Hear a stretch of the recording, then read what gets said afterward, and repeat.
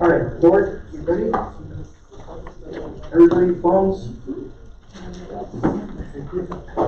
Phones on silent? Or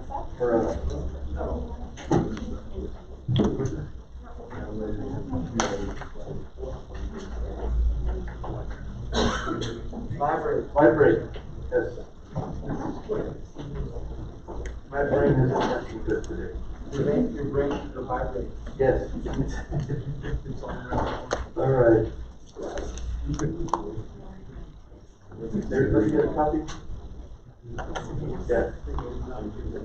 Okay, good. All right.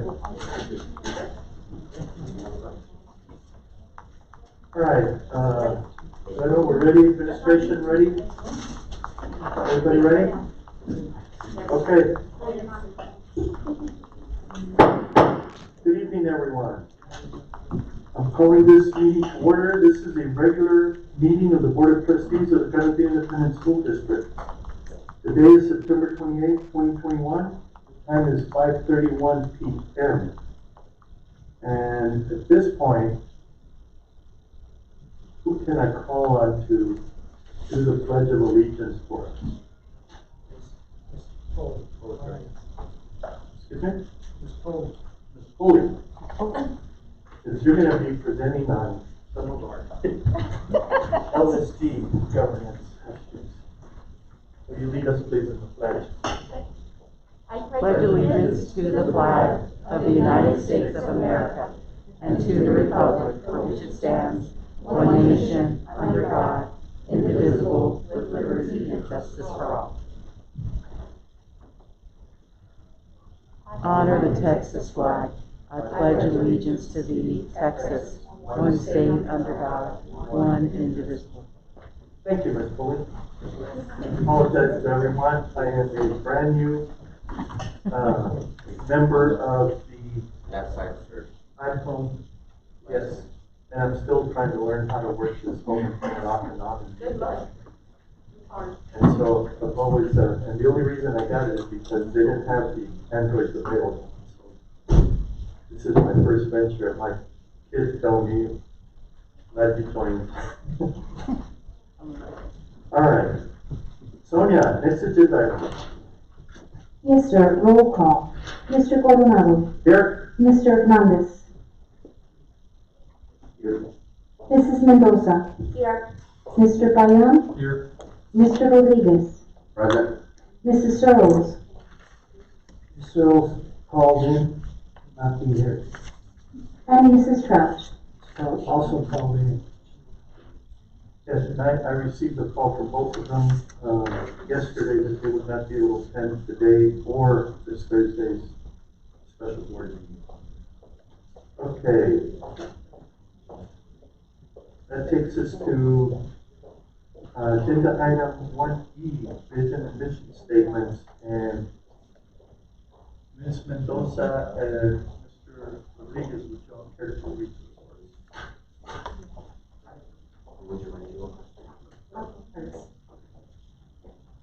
The vision statement.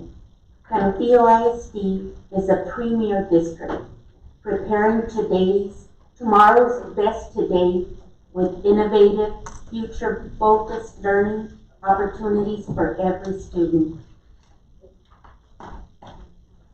Our mission is to create rigorous student-centered classrooms which develop future-ready students to compete in a global economy and thrive in a multicultural world. And we will be reviewing the mission statement later on in the agenda. Thank you both. All right, that takes us to the next agenda item. Sonia. Yes, sir. 1F, trustee ethical guidelines. Dr. Benavides.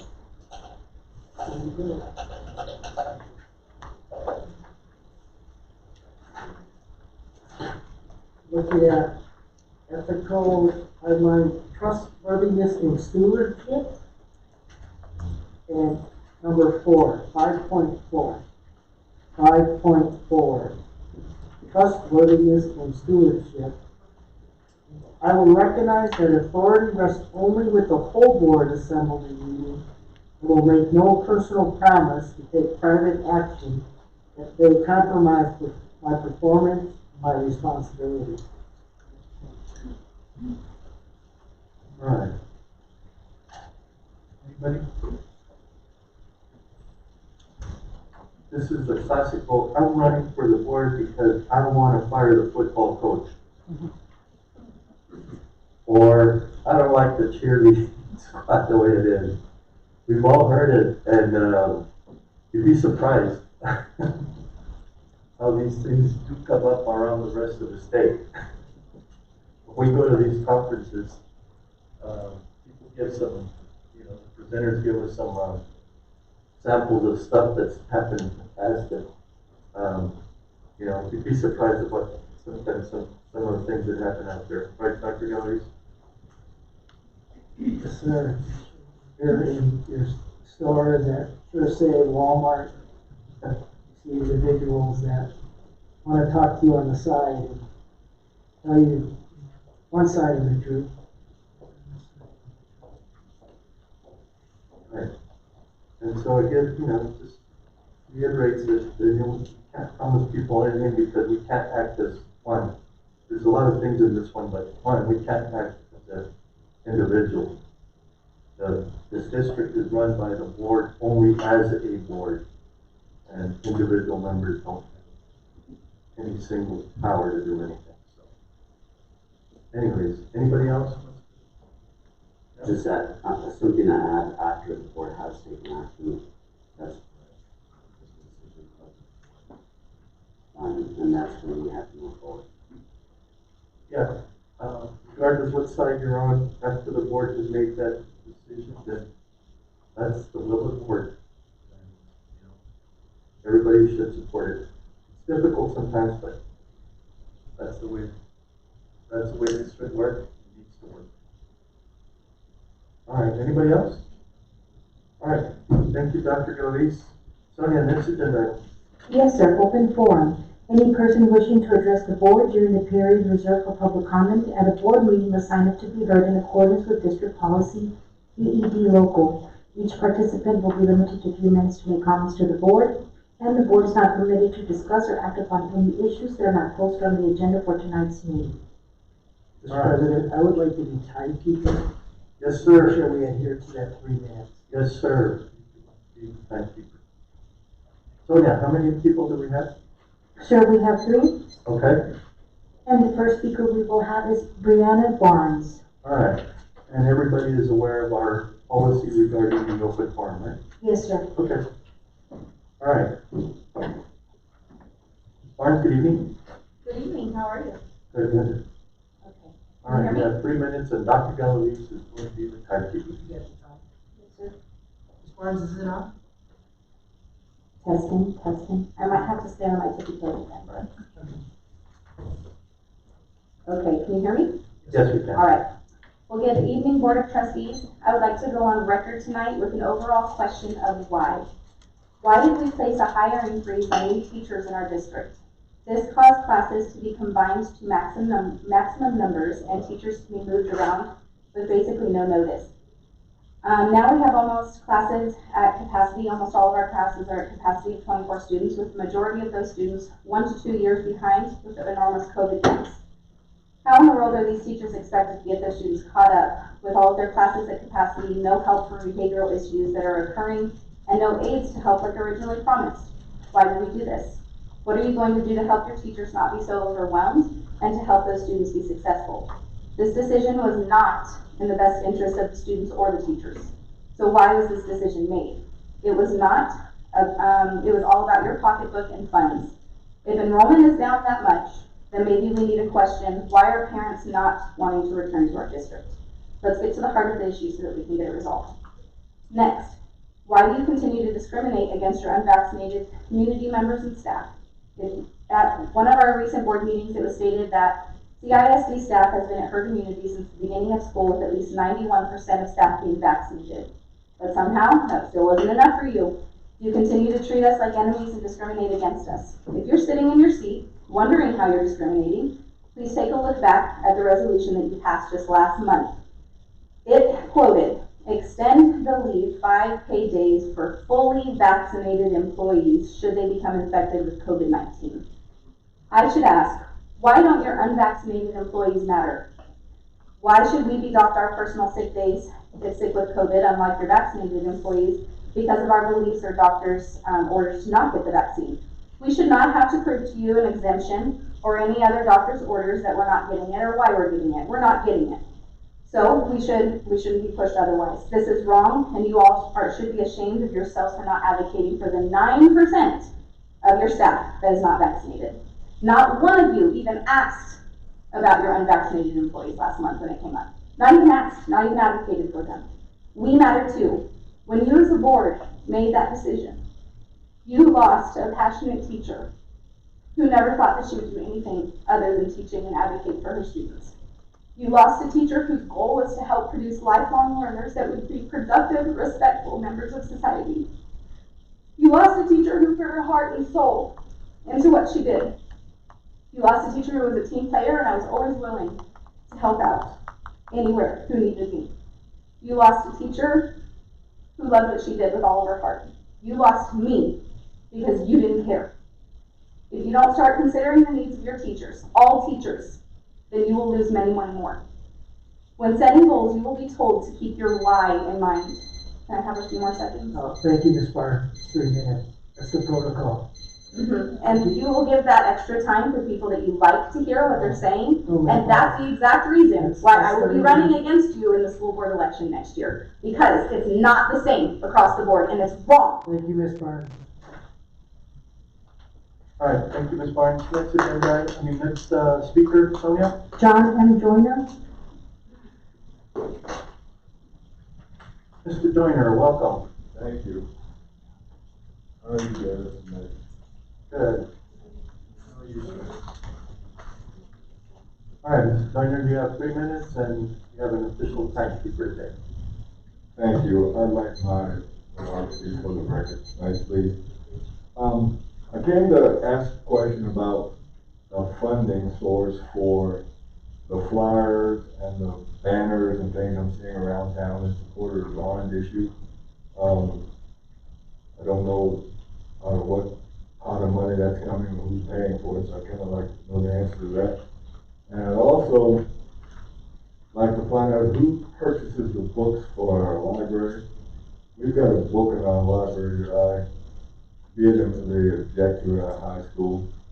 The title of the book is called Gender Queer, and the illustrations and text in that book are not fit for high school students, much less it's also available if a kid is reading at the 6th grade level. They can check this book out. I encourage all y'all to take a look at this book and get it out of our library. Thank you. Thank you, Mr. Joyner. Sonia, next speaker. Yes, sir. Fernando Varela.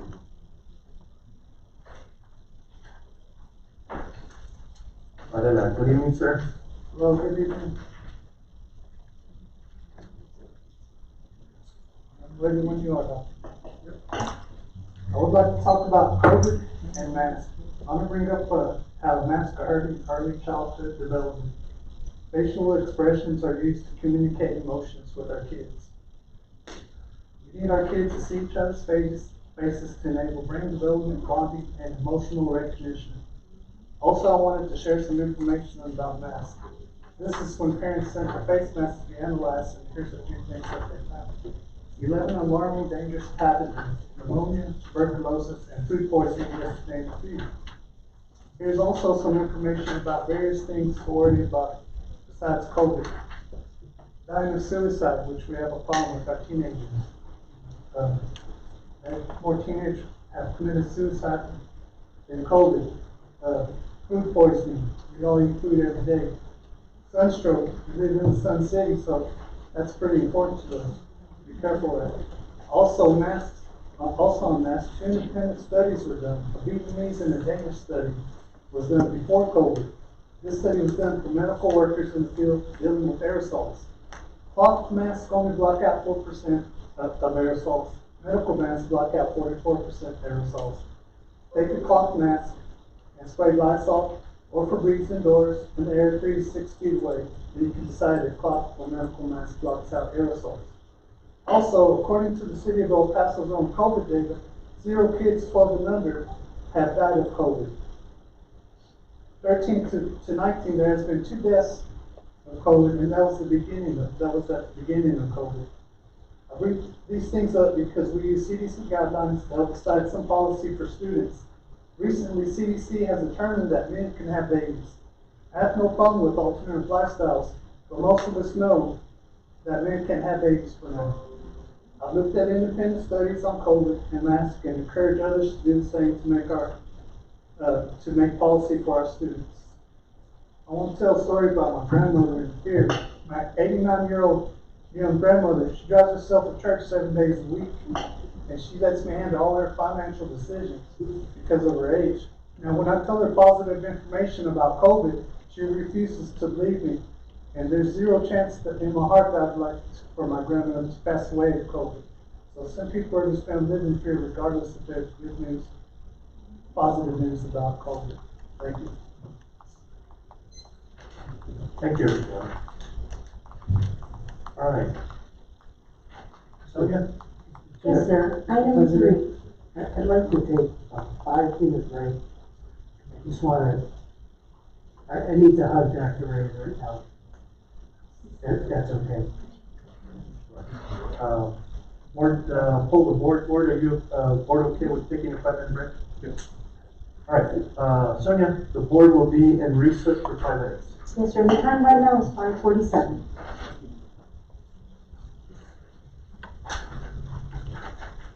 Just, she's related to a lot of people here in the district, and even in our administration, and all of our staff. In our staff and complete staff, there's a lot of relationships here in San Diego.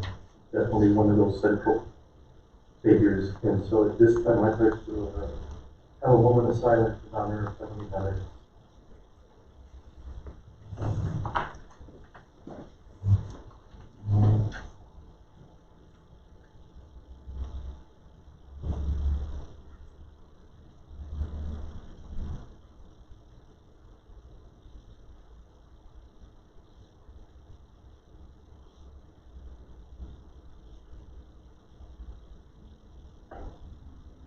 Thank you.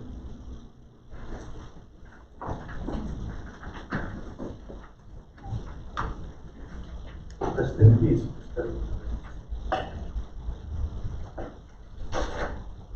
All right. That takes us to the next agenda item. Oh yeah, we completed open forum. Yes, sir. It is 5:51. And 3, public hearing. 3A, approval of the Accelerated Instruction 2021 Summer Education Program Review. All right, this is a public Dr. hearing. Barrett. We will have the presentation and then invite the public to comment. So at this time, Dr. Gira, or Dr. Valverde. good evening. Dr. Harvey. Good evening, board members, President Coronado, Dr. Alves. It's wonderful to be before you again.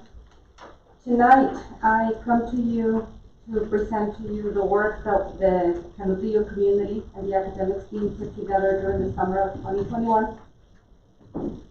My presentation tonight is a legal requirement under Texas Code. If I can go to the next slide, please. Under Texas Code 28.01, 081. Excuse me, put the microphone a little closer to you so. Yes, sir. All right, thank you. Thank you. Texas law requires us to evaluate the effectiveness of the summer programs and accelerated instruction and consider the results. So I'm bringing those to you tonight. Thank you. The Commissioner of Education in Texas has waived some of the Texas Education Code, waiving the requirement for 5th graders and 8th graders who fail STAR to take it more than once for the school year. And students that are enrolled in those 2 grades, in grades 5 and 8, aside from only taking the exam once, will receive accelerated instruction that will be embedded during the school year. I will present some figures about that in just a moment. Next slide, please. The work that I'm presenting to you tonight has been commonly referred as our summer SALT. So you've heard about that. That is the word that we're referring. We thought this name was very fitting when COVID first broke back in 2020 because it stands for Sustaining Academic Learning Together, meaning the work that we put together with the families. Back in the summer of 2020, next slide please. Back in the summer of 2020, we sent about 21,000 books home to students. And back at that time, in the year of 2020, students were learning fully remotely. Last year, however, in the summer of 2021, it was a very different summer. We were trying to reconnect with the students. We were trying to do everything that was in our power to bring them back into the classrooms, to mitigate the learning losses that we were anticipating in mathematics and reading. It was a very special year in terms of hiring staff. I want to bring us back 2 years ago and remind us how that school year felt. It was, the academic calendar had changed. Teachers had a very short summer. Finding the staffing was more difficult than ever. We relied a lot on our personal relationships with teachers and to asking them to come back during the summer for a little longer, spend a little longer in their classroom and continue to work with the students that they had identified had the biggest gaps. And so I was very grateful, very proud of the WPU team to see that many teachers stepped up and spent a little longer, leaving them with little to no summer break. And after a very long and tiring, exhausting year, one that was very particular more than ever in the world of education after COVID. All 10 campuses were open that summer for the first time. And the reason why we opened all 10 campuses was because we needed to gain the parents' trust into bringing their children back to us. And we thought, after speaking to the community, we realized that parents were going to feel that trust if they brought the students to the classrooms and to the campuses that they knew. In addition to that, only that way we would be able to comply with the social distancing and all the safety requirements that we wanted to make sure that we had in place as well. So principals developed plans, differentiated plans for students, and that's how that summer looked like. Next slide, please. Our focus this last summer was to accelerate instruction. We did not call it remediating. We were accelerating instruction. At the high school level, we wanted to offer credit recovery, and we didn't want to lose our focus on continuing to enrich and continue to stay at the top and not just be on survival mode anymore. So we offered a lot of enrichment programs, and I'll present that to you shortly. We wanted to re-engage and reconnect with our students, and of course we wanted to offer social and emotional opportunities for learning. We also wanted to comply with federal or state requirement programs that needed to be in place, such as IEPs, special education mandates, and things of that nature. Next slide, please. Thank you. This last summer, I'm very pleased to tell you, this is the summer where we've had the highest participation, and this just spoke about the need that parents saw in their students. At the elementary level, we had 568 face-to-face students coming back, and this was very helpful. This is record-breaking for Canopillo summer school. The different figures of students are broken down, and the budget that was allocated to that will be there as well. You will see on your handout, you will see some disparities on the different number of students, and the reason for that is all due to staffing.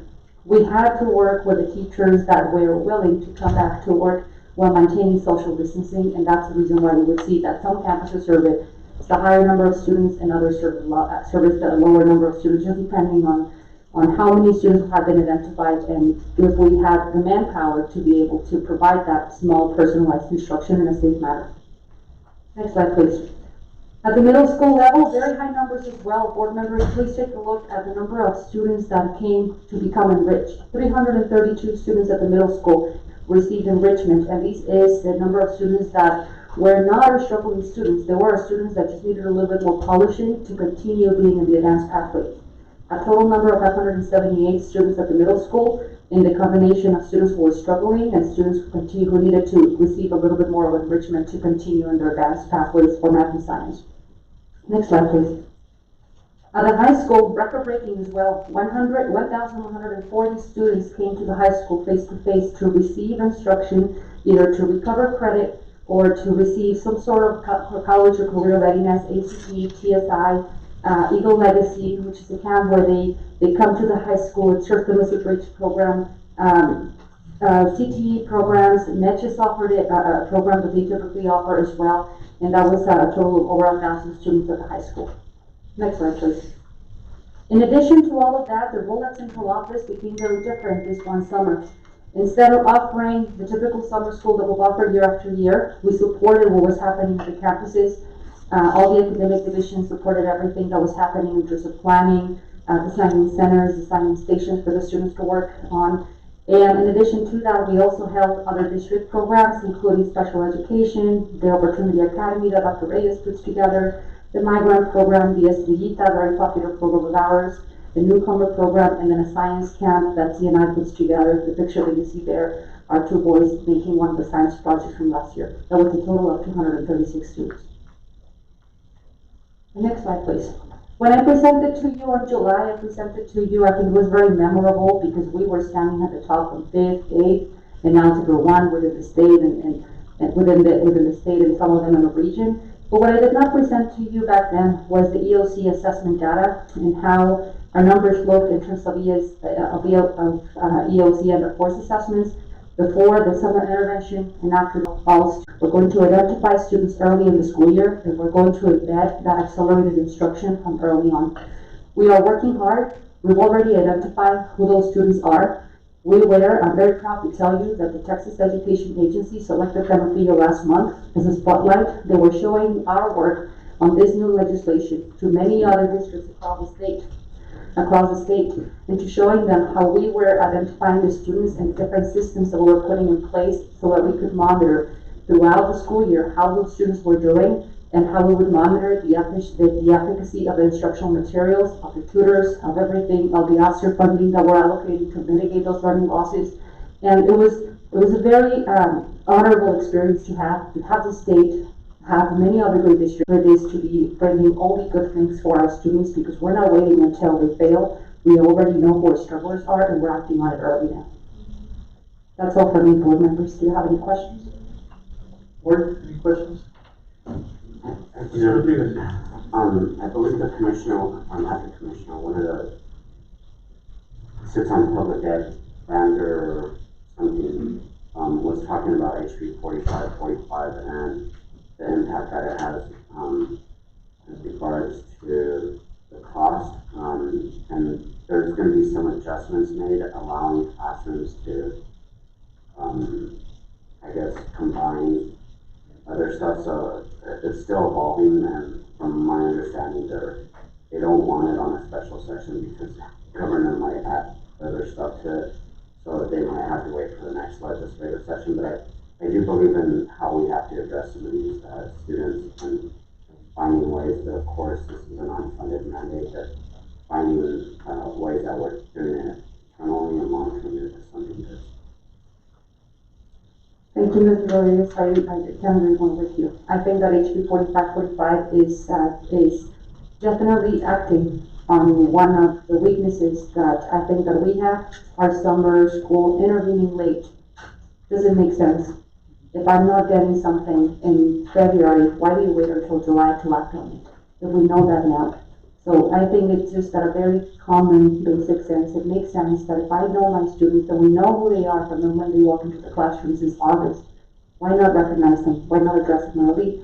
Why not provide the resources that they need early on? We do have the tutors, we do have accelerated math teachers now, accelerated reading teachers now. What we're doing now is that all of that extra funding, we're allocating it into the students who needed it the most. Thank you. Anybody else? Yes, and I know we were discussing it earlier, but my question to you is, you feel confident that we can identify and help those kids during the school year? Absolutely, sir. And what we use is not only quantitative data, we have quantitative data, but then we also have the teacher observational data year after year. I know my children when I'm in the classroom.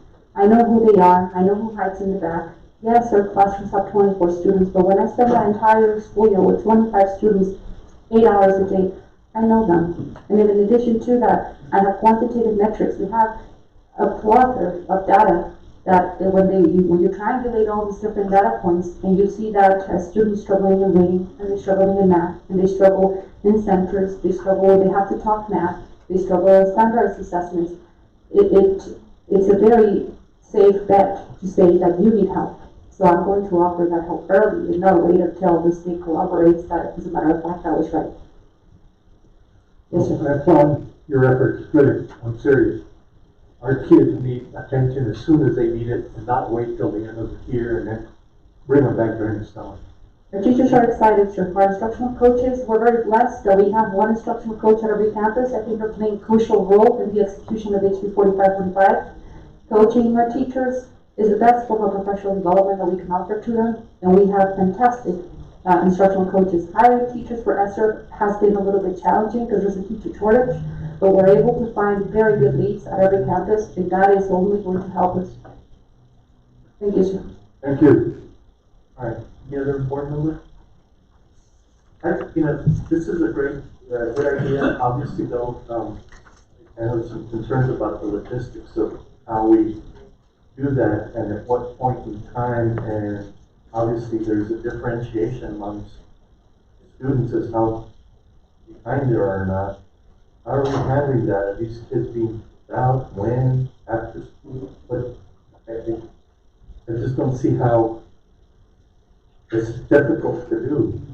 I know we need to pay attention to it, and it's a great thing we are doing, but tell us how that's working. I'm going to give you an example, Mr. Cognado. Yes.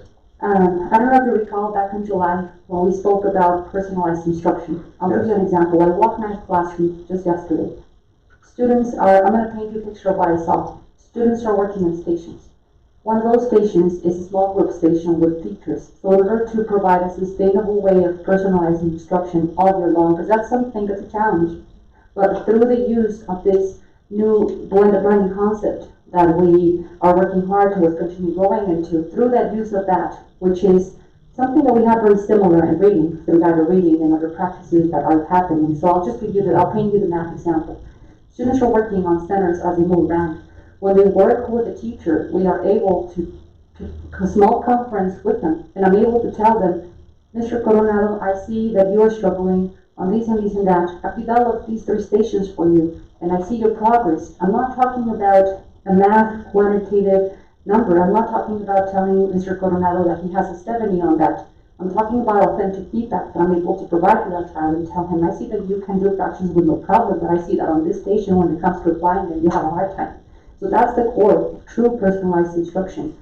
The student continues to rotate that, and I think that at the heart of it, it's building the student efficacy. It is on the student to be able to understand the importance of him going around the stations and completing them faithfully, and they do. When that small conference time with teacher is powerful enough, they do that, and that minimizes so many other concerns that could come up. That minimizes classroom management, that minimizes so many things. Yes, the classroom's loud, but if you sit back and you listen closely to what the students are talking about, they are talking math, and that's how we can do it in a sustainable manner.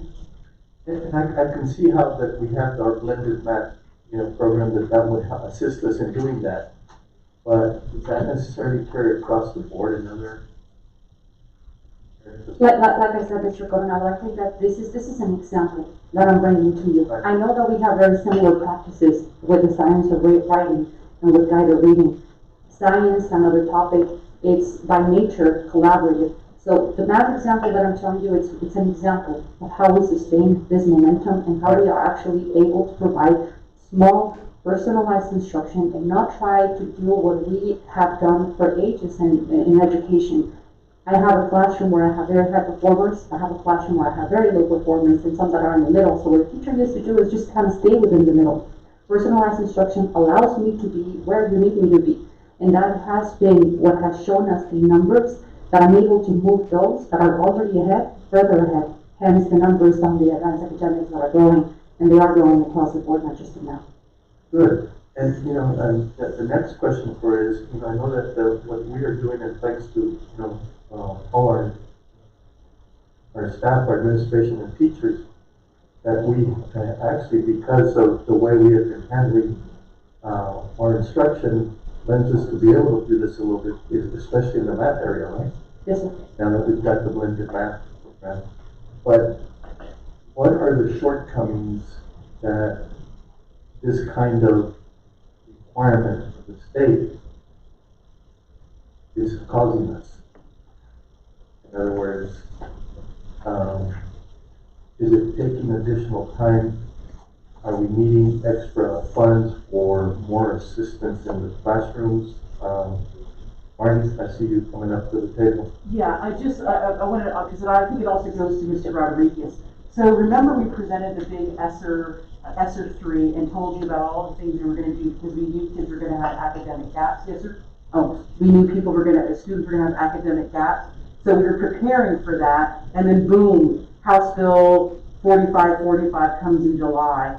And I think the hardest part of House Bill 4545 is the 1-to-3 ratio, which is we have to give every kid that did not meet the standard or didn't take the test 30 hours of intervention in either reading or math. And one of the difficulties in that is hiring the people. Every district now has that ESSER money, has House Bill 4545, and everybody is scrambling. You know, we have principals talking to parents in the parking lot. You know, would you like to come in? Would you like to be a tutor? We could use your help. And so I think that part is, but one thing that we also did get from TEA was the TCLAS, the Texas COVID Learning Acceleration Strategies, and there's a fund of money. And so we did apply for that for, I believe, 6 decisions, and we did get money for those 6 decisions. And one of them is using vetting a tutoring corps. And so the tutors that we hired, one of the things that we put in the ESSER 3 was every school was going to get 2 more additional tutors, and they would get 2 more additional teachers in reading and math acceleration. What's the issue? Is finding them. We put, because everybody has this ESSER money. So if you want to ask me what the barrier is, it's that. And our HR department has been working nonstop to get people on. You were just sitting on interviews today to get those people, individuals in class. And another issue is, you know, it's soft money. In 2 years it goes away. And so some people are reluctant to take the job that may be on soft money. But anyway, just wanted to let you know. So if you're asking what those barriers are, it's that. Okay. I think some of these legislations, I don't know who's at the table when they're deciding these. I think we need to come together with our delegation, tell them what the barriers are as a region, in order, because again, we knew there were going to be gaps. Barack was saying, hey, don't worry about accountability, don't worry, and all of a sudden he is with this like 545. And all the stipulations tied to it. Delegation, CISD, they're doing nothing about it. So again, I was at conferences and no one's talking, everybody just going with the flow. And we know there's going to be gaps in. Allow us to address it. On an optimistic note, Mr. Coronado, we're filling those positions slowly, but we're filling them. It's taking a while, but compared to everyone around us, we are ahead of the game. We have 6 positions that need to be filled at the elementaries, and 3 of them are filled. It's taking us a while because when they come and they interview us, we know what a good fit is for us, and we know what our children need, and we know that we don't want to settle for someone who needs a waiver because they haven't been able to pass the test to be credentialed. So we don't hire them. We don't pull the trigger, and we continue to have a permanent substitute, and we post again, and we post again, and we've been doing that because we want to bring our children, when we pull the trigger, we want to bring them someone who's qualified to meet that job. Doing an intervention class it's a complex job, and we want to make sure that we bring people that are qualified. We are a competitive district, and it is absolutely a pleasure to work here, and the community knows that. I am very faithful that we will continue to fill those positions. We're halfway through. The legislation came late in the summer. I think that it's barely going to be October. I anticipate that somewhere by December we're going to be in a much better place. Like I said, still, we're not waiting. HB 4545 is being executed, and we're complying with the legislation. I'm very proud of the work of my team. We're working hard to comply with that legislation, but not only in an effort to comply with the legislation, but because we believe that's what our children need. That's what's best for them. Thank you. That's good news to hear that, even without the legislation coming down, that we were actually a little bit more prepared because of the way our construction was set up. So I'm really happy with that. Good news, but yeah, it's hiring these teachers. People are helping during that construction during the year. It's kind of tough to get there. Mr. Mayon, you have Yes, I guess a couple of questions. From your point of view, is our challenges to get these kids up to the speed, like you say? Do you consider them high, medium, low? Say 10% of the kids are needing help, 20%, 30, 40, 50%? And I realize I'm asking a question about 10 campuses, different classes, but can you give us a sense? Mr. Payan, I'm going to tell you an experience that I have when I go into math classrooms, and I go there often. And again, I speak to you about as an example, but I think it illustrates as an example for the Canopy community. There was a time when Dr. Galavi said something, and I think he was right on. He said, culture is everything. And it is. When we go to those campuses, our teachers, they're stressed many times. And I ask them, why are you so stressed? You're doing so great. Keep going. They demand that on their own. Their expectations of their performance are higher than anyone else can rate them. And that's the culture that we have. We have a culture of true excellence. And that's why it's difficult to hire someone. Because that's our culture. Not everyone expects that much from themselves. That's the typical Canopillo teacher. They expect a lot for themselves. They don't take anything other than the best. They don't give up on their children. So if you ask me, do you think that we'll meet the expectation? I think that if you had asked me that question back in July, I would probably told you that this legislation was completely unreasonable. And look at what we're now. We have developed systems in place, and that's a lot already. Systems to be able to say how many hours I have covered on that accelerated instruction at any given point in time. We have already identified and tested all the students that we needed to get there. I think that you had asked me back in July where we're going to be at this point right now. I would not have imagined that we would have made this much progress, and it is all because of the culture that we have.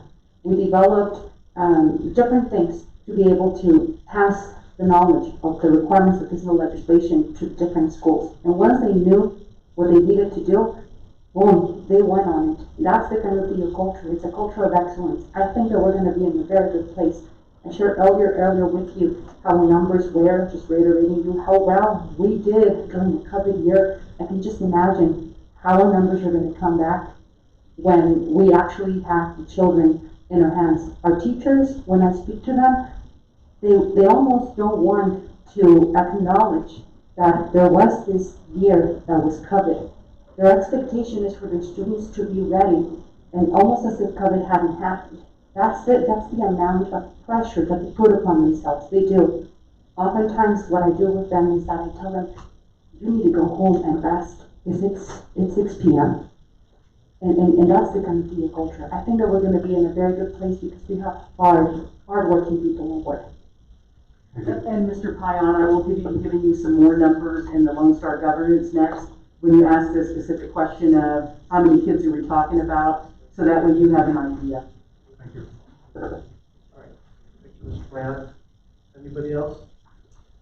All right, this is a public hearing. At this point, I'm going to invite the public for any input on this agenda item. All right. Ms. Barnes.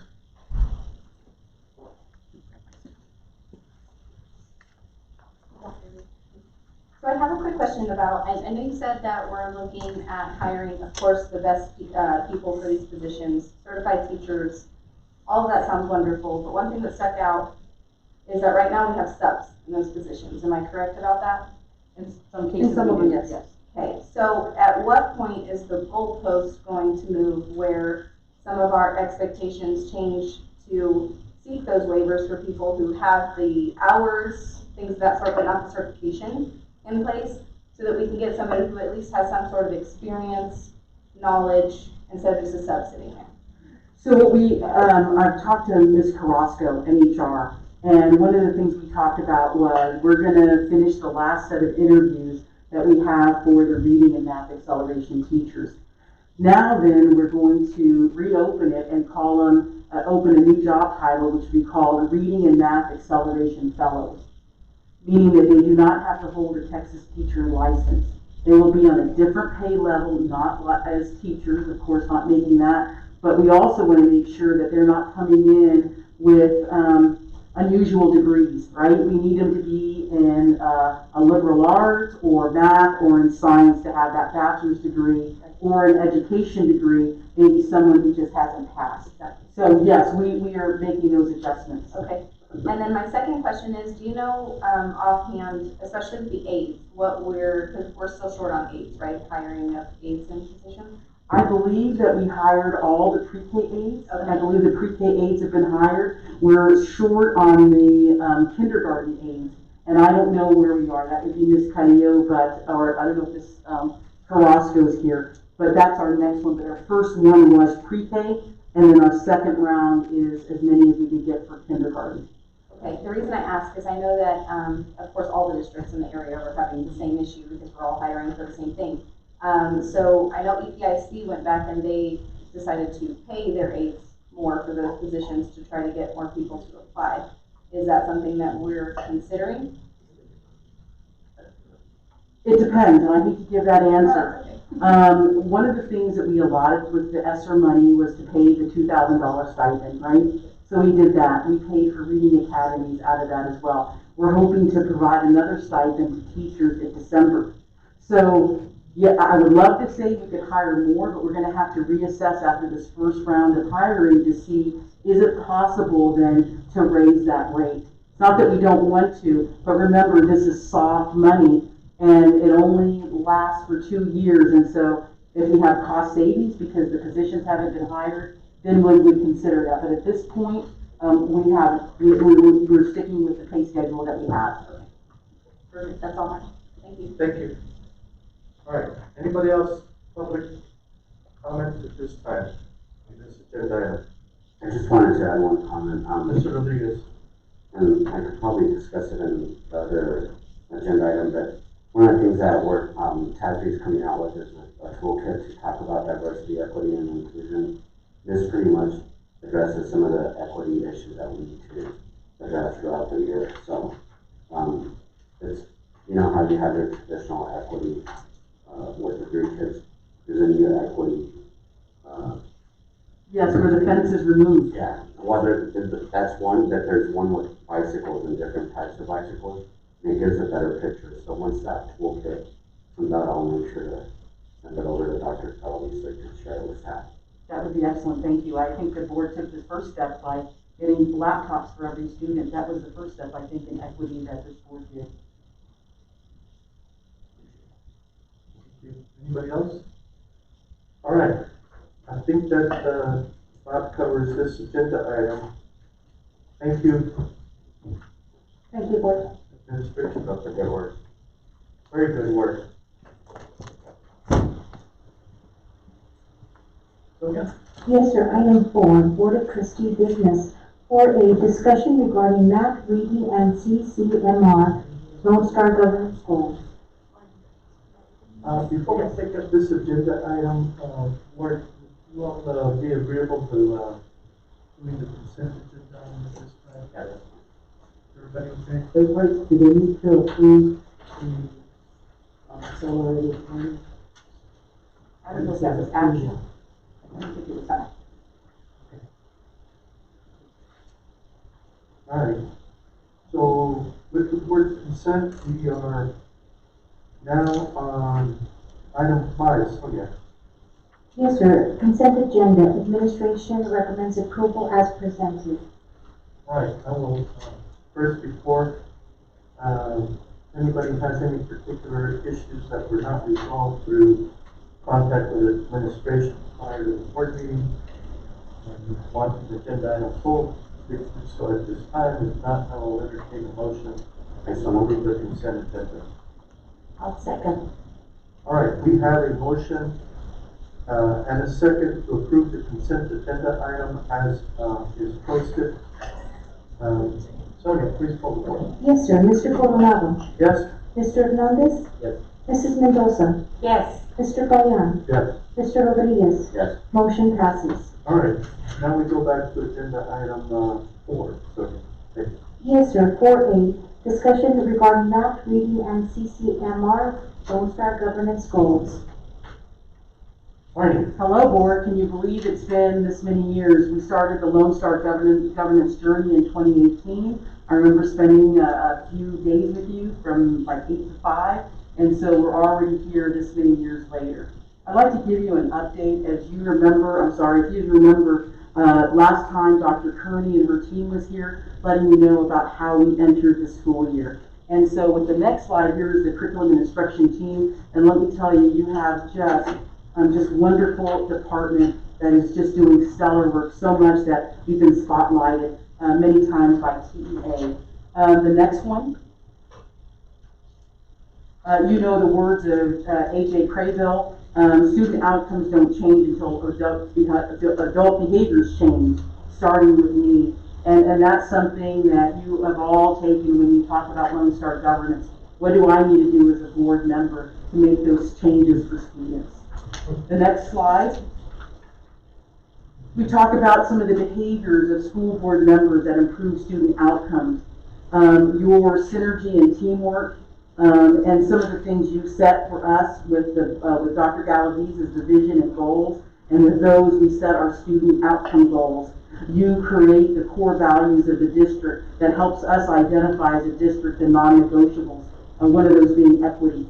And then the progress and accountability, that's what you rate and evaluate the superintendent, and so it's our job to monitor progress, all with the end results of improving student outcomes.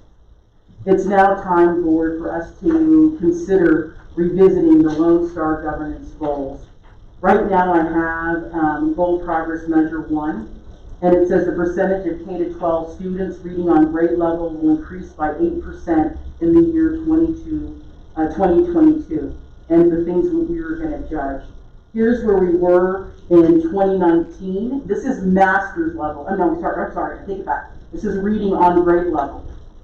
Look where we were in 21. That's when we had the year when almost half of our kids, I take it back, 2/3 of our kids stayed at home. They did remote instruction. And for little small kids, that was very difficult for them to receive that instruction. We've set our reading goals at 2022, what our reading goals will be. And on those other little charts is what we're looking at is moving the kids. Right now we see an abundance of red, right? We want to move these kids to green. We want to see that the majority of our students are reading at grade level, which would be the green part. The kindergarten, the first grade, and the second grade. As we talked about, we know many of these students didn't go to pre-K last year. The district lost about 150 kids. Where? In pre-K and kindergarten. So those kids that came back didn't have a year of pre-K. Hence why we wanted to have aides in the kindergarten classrooms, because now these kids came to school with maybe just what they learned, maybe from their parents or from Sesame Street, I don't know, but so that we had that gap. On the next one, we have the goal progress measure of by June 2022, students in each grade level, 3 to 10, will improve reading mastery. This is the top that you can get, the reading mastery score. You'll see what our mastery score was in 2019, and the goal was that we would increase in 3 years 8 points. Well, what happened? We had 2020 where there was no test in COVID, and then we had 21 the school year ending in 21, where more than half of our kids were in remote learning. So we've set this goal. This is the goal of mastery. Mr. Payan, you asked the question, how many kids are we talking about? So we're talking about approximately 2,100 tests. Let me put it that way, tests. Because let's say Tristan had to take a reading and he had to take a math test. It's only one Tristan, but it's 2 tests. And we had 2,100 students that either failed the test or failed that test or didn't take the test. Okay? So didn't take the test counted as, boom, automatic failure. So what we did is at the beginning of the school year, you see that BOY, that means we tested 342 kids that did not take the STAR in grades 3 to English 2. We retested those kids, and it tells you of those kids, how many read, didn't pass, how many did pass at approaches, how many were at meets, and how many were at masters. So you're talking about 2,100 tests that were either failed or were not taken. And so that's what we're working on. So we've set this benchmark of October, and we were going to have every kid tested so we could do those interventions that Dr. Gira is talking about for these kids. If you go to the next slide, Stephanie, this is now talking about math. And again, we're talking about the master's level. Our goal was that every year we'd increase 2 points until we had moved our mastery 8 points. Again, you'll see the mastery of what it was the first year that we really instituted Lone Star governance. And then what happened? 2020, no tests, pandemic. 21, 2/3 of our kids still doing remote learning, and then this is our math goal. On the BOY, you'll see we had 440 tests, in a sense, that were not taken. And so these students were tested, and it tells you now how many, I'm sorry, it was 733, I'm sorry, I read, you know what I'm talking about, you see it in front of you. Anyway, and how many passed, and how many of them were going to have to remediate, or not remediate, excuse me, accelerate. Let me choose my words wisely. So we had that. And the next slide, we're talking about CCMR. And our goal was to move from a 63% to a 75. Well, what happened? We were at a 69.5%, and then we moved, so we were at 70%.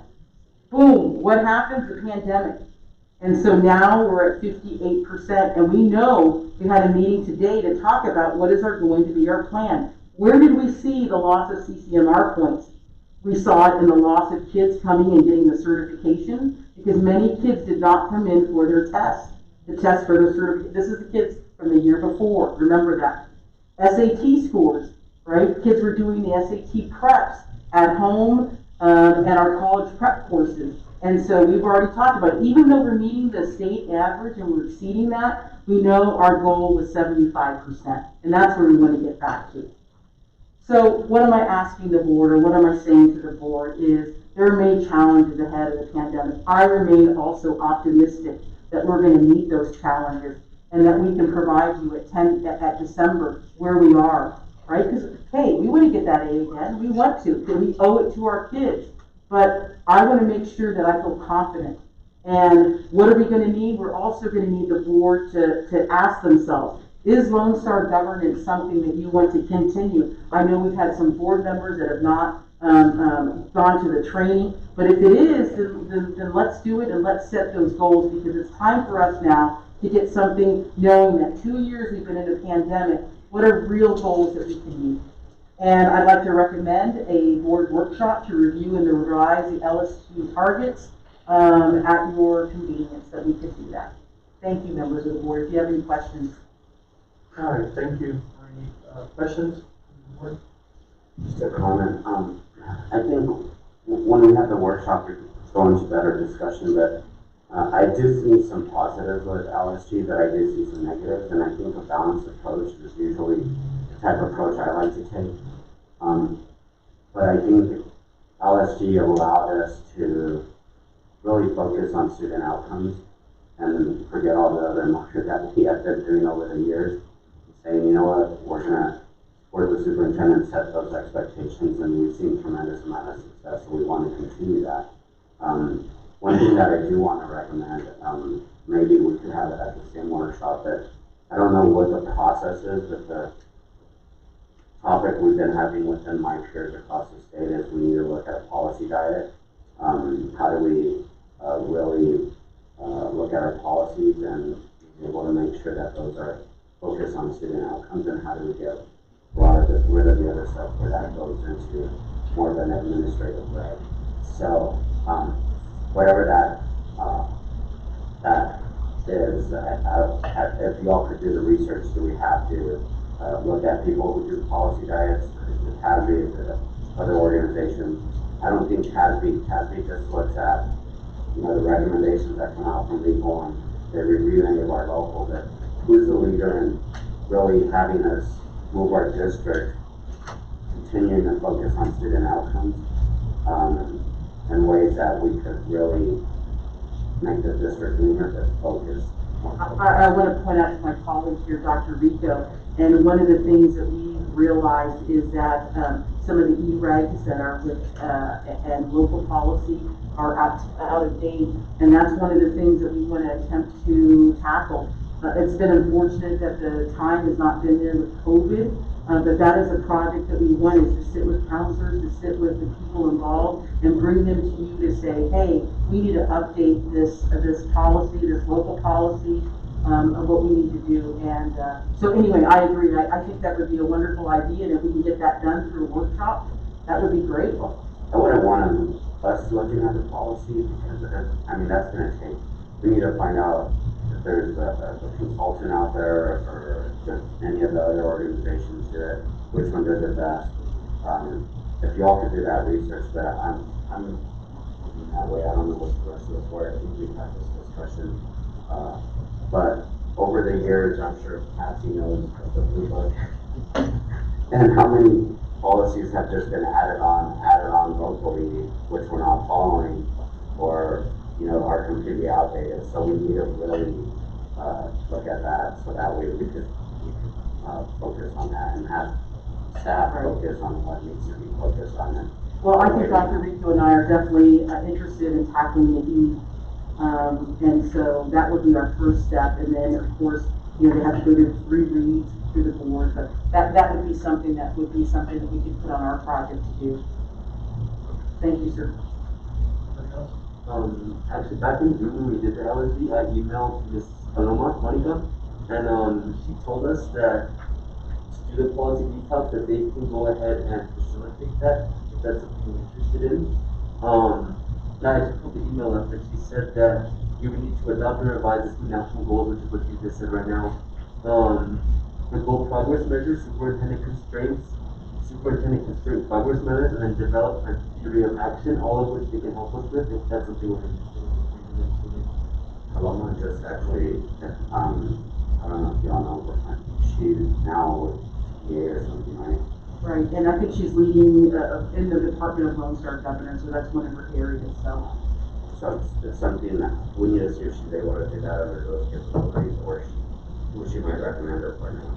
I mean, if y'all could do that legwork, we would appreciate it, but I think the board is ready to get on the diet for our policies. Understood. Thank you. Yeah, we need to obviously do a revamp of our policy manual in all areas.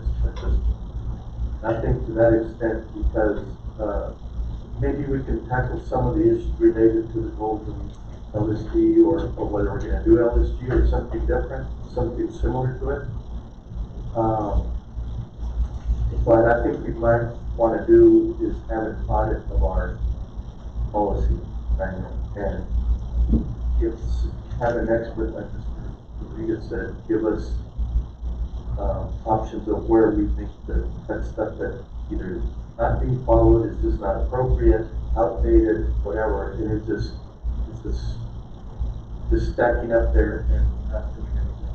It's agenda item. For lack of a better, excuse me? It's agenda item 4C. Yeah, we will certainly do that in terms of what we're going to do that you suggested about looking at some of those. But I think in conjunction with that, maybe we do a whole revamp and not just on the LSD issues and instruction. There's other policies that we have that aren't even related to the instruction that we need to tackle and either get rid of or modify. The other thing, board, is I've been tasked to serve on a committee called Local Accountability System. And it's with all LSG districts. Now, the governor, commissioner, want to develop accountability. I don't know where that fits into LSU, because LSU is very rigid, they only have 4 goals, has to be student outcome. Now, next week, I meet with TEA, our team meets with TEA, to talk about the system that they want to implement. Yeah, and as I said, that going forward, I think we need something that's a little more, what's the word I'm looking for? Yeah, Flexible. and more, not as rigid in certain areas like LSG is, that kind of, in my opinion, some of it is great, like the focusing on the student outcomes. Some of the stuff that you do it in by when is just kind of like, some of that's a waste of time. I think in that It's workshop, better spent in just really the focus on the goals of the actual student. Some of it is, and it requires a lot, board to do a lot in a certain time period and all. And I just think we need some kind of synthesis of that and something else. I don't know if they're working on things that we might be able to either switch to that's very similar that gives them less restrictive than LSG, but still with the focus of student outcomes. we're all in agreement on our systematic framework. I think it's just how do you cater it to our district's needs? Then what are other districts looking at where we could probably, we could create our own pool that get some good ideas from other stuff that are. And maybe this local accountability system that we're gonna find out about, more information, might be the one which I'm sure Dr. Gallagher will present to the board if it's something that we wanna do, but absolutely, we just wanna know where you wanna go with LSG. If that's the road you wanna continue, we're happy to provide that information. If it's something else, we'll look for it. Yeah, and like I said, I think the focus of what we're doing for, these goals is this the optimum thing we should be focusing on? I think the increases in the way our students perform gives us some kind of a good, I'm not gonna say even measure though, it gives us a good understanding that they're progressing. What that means in the long run, to me, doesn't have really a whole lot of meaning to me, frankly. And I think we need something more palatable to our students and to our community, to the parents. And to that end, that's why I think we need to have this focus on career tech, on certifications, on dual credit, degrees. And the 60 by 30, as Dr. Galaviz always reminds me. The 30 by 60. 30 by 60, excuse me. Let's make it 65. Thank you. Yes, Mr. Payá. Morning, going back to one of the slides, on the reading mastery. In English 1, English 2, in the beginning, I guess 2021 or 2019, it was 9%, English 1, 4% English 2, and then it went up to 10% and 7% in English 2, but now we're looking to increase it to 18% and 15% by 2022. That's the goal that we are, I'm pulling up the PowerPoint myself. For the,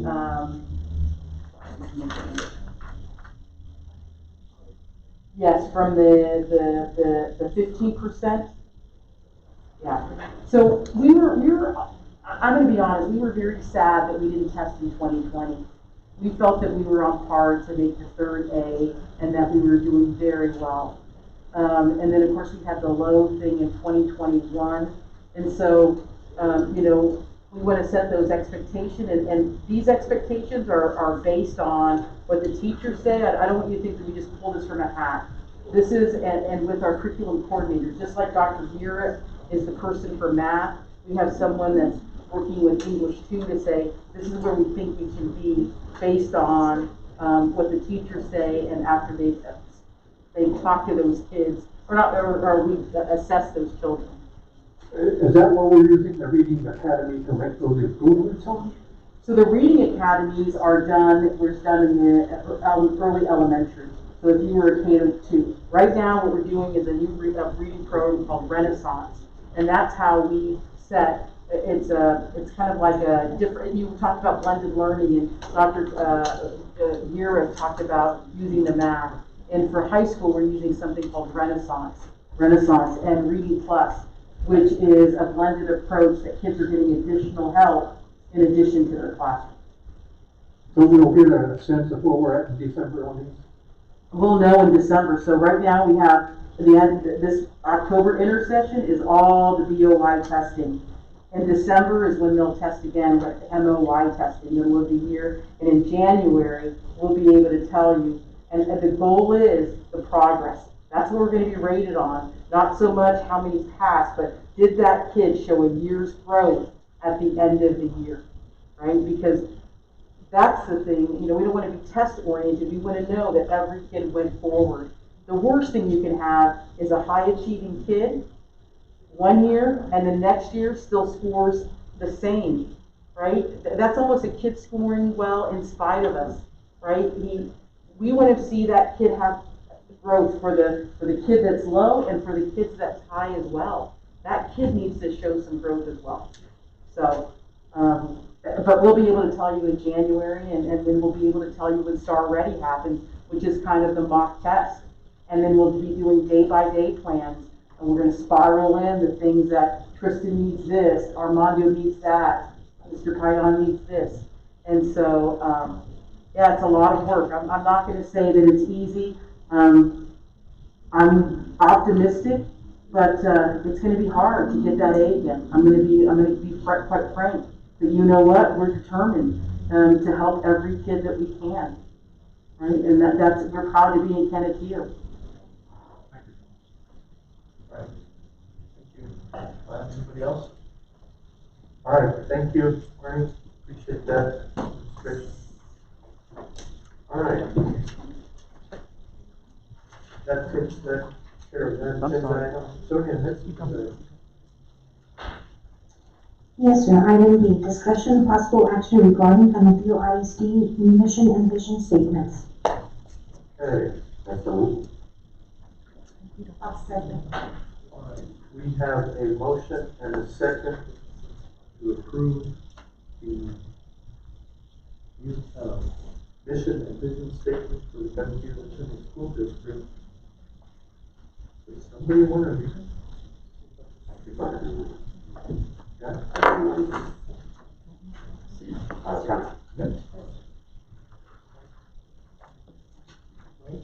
Go ahead. Okay. Canantillo ISD vision statement. Canantillo ISD is a premier district. We lead today to positively impact tomorrow. Canantillo ISD mission statement is Canantillo ISD supports and embraces diversity in a multicultural society. Our school community thrives in a safe, engaging, inclusive learning environment. We provide equitable opportunities to ensure our future-ready students are inspired to explore, learn, grow, and excel. This is like the first time we actually got community engagement and other people engaged. Usually it's just a board workshop. So we appreciate that mindset and allowing the community to be part of our overall mission. Yes, that's a great point, and not just a few members of the community. We've had a very vibrant committee that really dove into this. I'm sorry, Mr. Coronado, which included students. Included students, yes.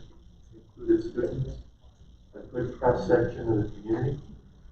So, yeah, I'm really, this is one of the times that we actually get a lot of community involvement in setting the primary focus of our district. And I really appreciate the time and effort that everybody spent on this.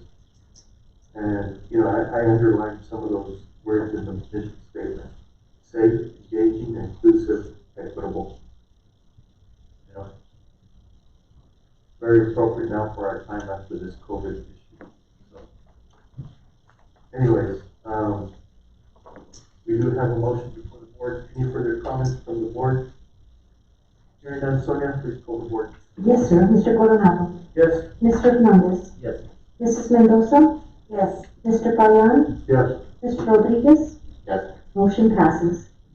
All right, next agenda item, Sonia. Yes, sir. Item 4C, discussion and possible action regarding board team operating procedures and district policies. Dr. Rodriguez. And Mr. Coronado. That's, yeah, to the end of reviewing all our, policies and board operating procedures, there are some in our board operating procedures that I think we need to review. Some of those are, some are minor concerns and some are real concerns that I have. I don't know if any board member wants to speak up, but I will start this off under page 39, where we have for procedures of identifying, disclosing, and avoiding conflicts of interest. This was brought to us to modify by Ms. Paloma when we were doing the LSG, and we reviewed up until, actually the only one we reviewed was up to the procedures for communication on board member concerns about board member performance. And after that, we did, none of the rest of them were reviewed with us, if you all recall.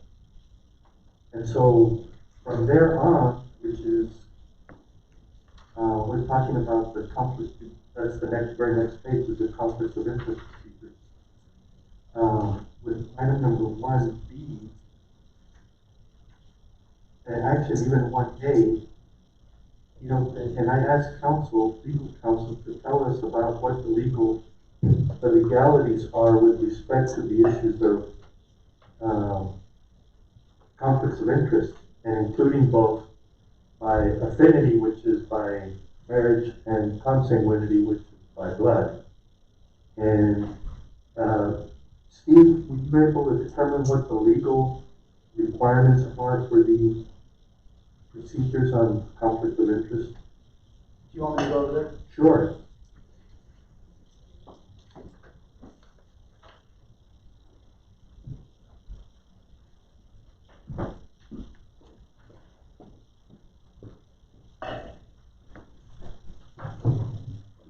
Okay, thank you, Board President Coronado, members of the board. Dr. Alvis, it's probably a good idea to go through your board operating procedures and update them, revise them, identify issues of concern which board may have had in the past, and cause you to revise the former set into this new set.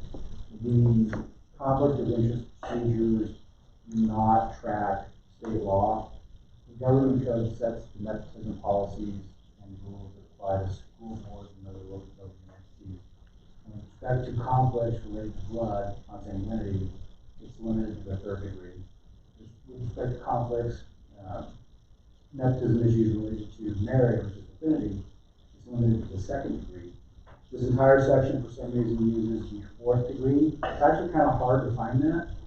I had to do some research and go through some various state documents, and I found some in the state of Illinois. Although they don't require it, there are some public entities in the state of Illinois that go to the fourth degree for consanguinity and affinity. That, however, wraps up a very large group of people that we don't normally concern ourselves with in Texas. It's fine to do it if the board wants to, but you're not technically in compliance with the government code. My recommendation is generally comply with the government code. I printed off the CISD chart. Right. Association of School Boards sets forth the nepotism and conflict of interest issues. And it goes to third degree and second degree. So my only comment on that is, if you want to make it broader, you're certainly permitted to do that. You would not be in technical compliance with the government code. It should really be limited to the third and the second degree with respect to consanguinity and affinity. That's in the statute. There are decisions about it. There are attorney general opinions on it. It's easier to track it all if there's an issue. And I'll also say this, that with respect to conflicts of interest, some of this is dealing with theoretical potential board behaviors and interactions between board members, potential vendors, Just think about construction firms, bond firms, financial firms, legal services. Anybody who provides service to the district, potentially a vendor for the district. And there are already in place and required as board members to complete conflict of interest disclosure forms to become aware of conflict of interest. And those are all set by statute.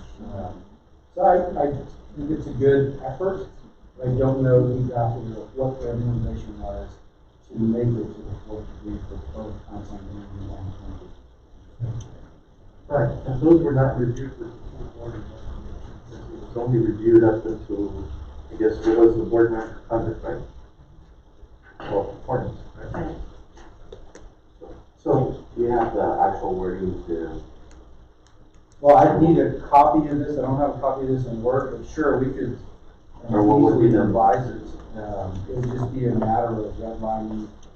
And I just don't know how far along the board is in approving these, but if you wanted to change it, it would be a matter of redlining that you had greatest benefit.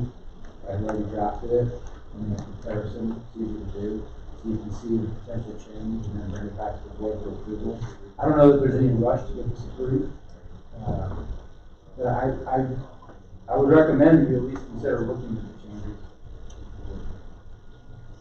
Yeah, I think we can probably, my recommendation to the board would be that we go ahead and instruct in terms of those issues to comply with the statutes, so that we're able to, and the code, that we actually take a vote at it and say to conform it to that, without having to go and specify a red line. There are some other issues that I think need to be also addressed, and that would be, conflict of interest issues. For example, you know, we've taken care of, I guess, A, B, C, and D, right? You're looking at page 39, Yes. items 1A, B, C, and D. Those are the ones that are overbroad with respect to offending and contact language. Right. Okay, and then item E, is that pretty much? That is not a problem. It's a statement of law that says that a board member voting for or against any measure shall not do that if they received or have been promised a gift or payment of any value or item on a condition of the vote. Right, Again, that's change already the vote state for law. a gift. That's already That's state law. It'd be a crime to actually do that. Right. The next item, F, in that section, I'm not sure what it means. Says a board member voting for or against any measure and have received a campaign contribution from a party wishing to benefit from the vote. It sounds like it was intended to be the same as item E, where you can't, just like you can't receive a gift, just like you can't receive a payment, when you're running for office, you're not allowed to promise to vote any particular way with respect to any item that may come before the board. You actually have to file the statement of elected officer before you take the oath of office. Am I right in doing that? It specifically says in there that you have not, in connection with your campaign, made any promise to vote, benefit anybody who is giving you a campaign contribution on any particular measure. I think that's what that is for, but again, I didn't draft it, so I can't get in the head of the person that wrote it. If that's what that means, it would be okay. I don't understand what it means though, so I can't. Well, and that's my problem with it, is that it's not specific enough, is it, then it can be construed over broadly. It should be just worded to comply with the statement of elected officer, if that was the intent. I think that's probably the appropriate way to handle that, and it's probably already on E, isn't it? No, because E could be after you're elected. Okay. So you have two times when you're potentially, Before and after. theoretically could be approached by somebody who wants to do something you shouldn't do while you're running for office, saying, I will give you a donation to your campaign. So when you're elected, you know, these are the measures that are important to me, these are the things that I want to see done, these are the things that I want to see built. You're not allowed to do that. Right. And I think the second time is when you're already elected, somebody coming and actually bribing you. Right. To vote a certain way. Yeah, so I think my suggestion is that we word it in reference to comply with what the actual vote is, even though we've already taken it anyway, right? And so, because that could be construed, for example, especially in a community like ours where it's very small, we have teachers, staff, employees that technically could contribute even $1 to our campaign or work on our campaign, board members' campaigns. And technically, the way I see that, it could be construed to say, well, we can't even vote now on their salary increases. Yeah, I would not expect that's the intent of that, because you could theoretically have a situation where the entire board would not be able to vote.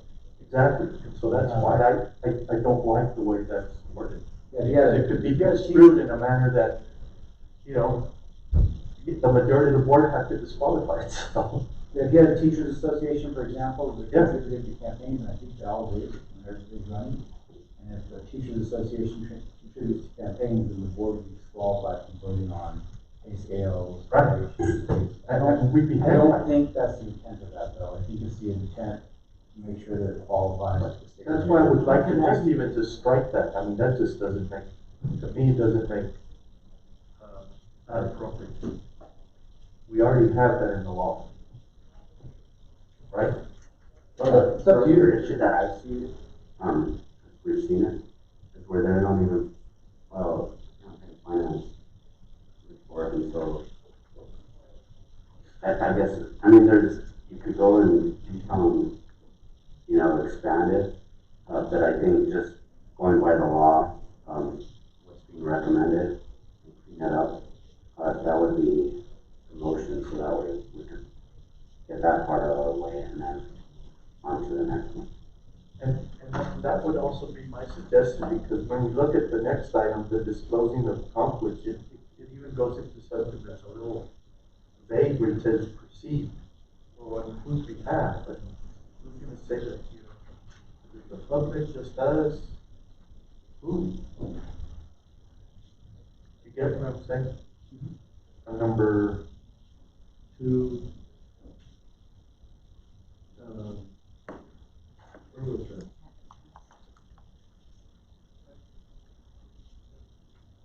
And some of them it says potential, and some of them it says, they even proceed. Proceed isn't on one of the letters, just number 2. Number 2?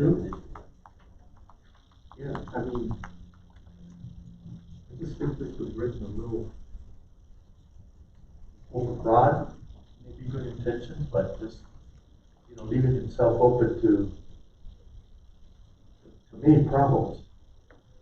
And there's misunderstandings. And, well, we can certainly, we've got to comply with the law with respect to the opinion content penalty, that's in state law.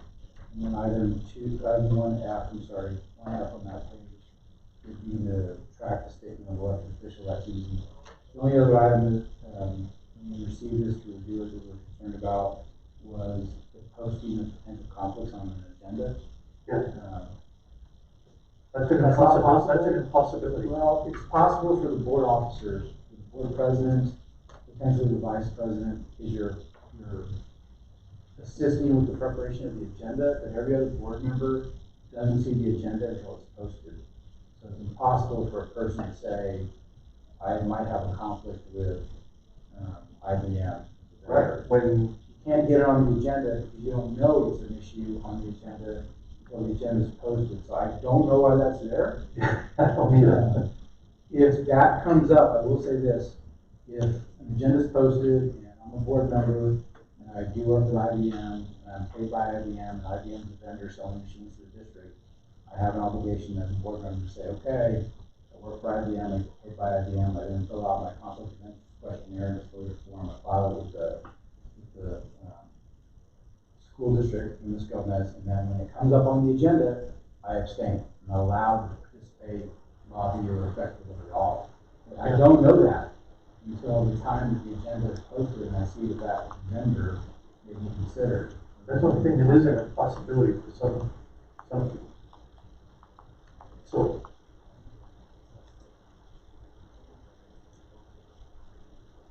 Yeah, and then as it is disclosed, it's potentially a conflict for anybody who, may have, the previous paragraph, donated to the campaign of that individual. And it includes the majority of our staff, some of them in there. Now we have to go through everything. Well, you do, and I will say this, the intent of the rest of section 2, can't participate, you have to leave the dais. Leaving the dais is more of a personal act to record it, to prove that you weren't involved, you leave the room. You're just not allowed to participate, you have to abstain, you're allowed for it. So that's good. I personally leave the dais.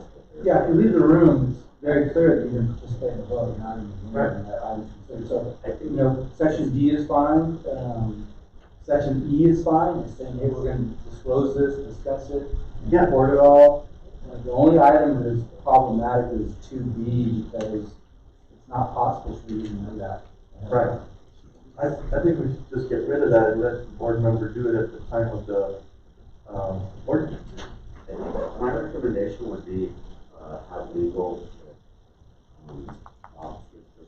make sure it's the legal definition of it, in this section, and, that would be,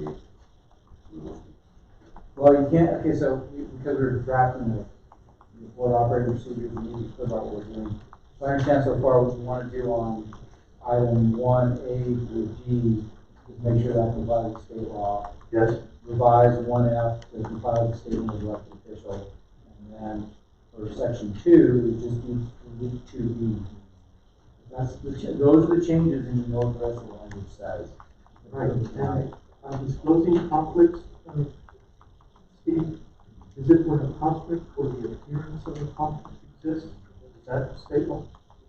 The legal standard for a criminal violation is actually an actual conflict, but if there's an appearance of it, it's up to individual board members to decide if they want to participate or not. You might know somebody really well, you're just not comfortable passing on that person's contract. Right. But yeah, I don't have a problem with that one. Okay. That's a personal issue. All right.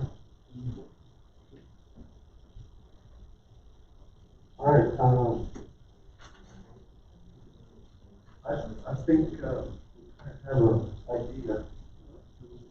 And my understanding is the board okay to approve a motion to have legal modify these conflict of interest procedures.